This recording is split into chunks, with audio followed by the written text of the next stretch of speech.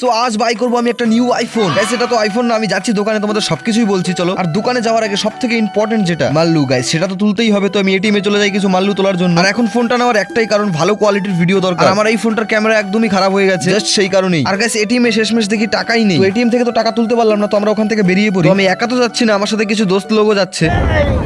পানি পানি পানি আছে জায়গা মোবাইল কিনতে তো গাইস রাস্তায় মজা করতে করতে আমরা চলে আসি ফাইনালি সেই দোকানের সামনে। আর গাইস এখানে আসার পর দেখি দোকানটা বন্ধ। তো আমরা কিছুক্ষণ ওয়েট করার পর ফাইনালি দোকানদার চলে আসে। আর গাইস এখানে আসার পর আমরা কিছু ফোন দেখতে থাকি। আমাদের বাজেট অত ছিল না, বাজেট একটু কম ছিল, তাই কিছু অ্যান্ড্রয়েড ফোন সেখানে দেখতেছিলাম। এই ফোনগুলো গাইস সেকেন্ড হ্যান্ড ফোন বলতে পারো, এখনো ওয়ারেন্টির মধ্যে আছে। তো আমি ফাইনালি এখানে কিছু অ্যান্ড্রয়েড ফোন দেখার পর এটাই ডিসাইড করলাম যে অ্যান্ড্রয়েড ফোন তো নেওয়াই যাবে না, কারণ অ্যান্ড্রয়েড ফোন কিছুদিন ইউজ করার পর ক্যামেরা কোয়ালিটি অবশ্যই খারাপ হয়ে যায়। আর আমি বলছিলাম আইফোনের কথা, আর আইফোনের ক্যামেরা কোয়ালিটি তো তোমরা জানোই। তো আইফোন কিন্তু তো একটু হালুয়া টাইট হবেই, তো কিছু করার নেই। তবু আমার আইফোনের ক্যামেরাটা তো দরকারি, আইফোন তো নিতেই হবে, সেটা ভেবেই দোকান থেকে বেরিয়ে গেলাম। কালই যাবো আইফোন